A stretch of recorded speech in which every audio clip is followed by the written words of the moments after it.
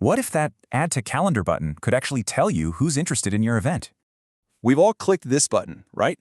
But where does that data actually go? Yeah, usually it goes nowhere. It's a total data black hole. You learn nothing. So let's flip that. What if you could send a real invite and track everything? Okay, first things first. We've got to get your event data into a calendar. It all starts with a source file, like an ICS from a website. You just upload that file into its own calendar. Super simple, keeps things clean. And boom, just like that, all your event data is loaded up and ready. Now here's the magic trick. You invite this special email address to your events.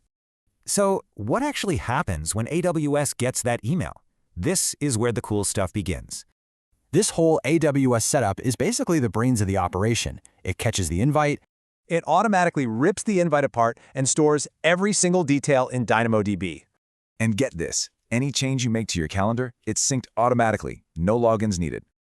All right, now that the data's in the system, we can put it to work. The server gives you 9 APIs. Think of them as building blocks for your own apps. For instance, you can use them to whip up these awesome landing pages for signups. So let's compare.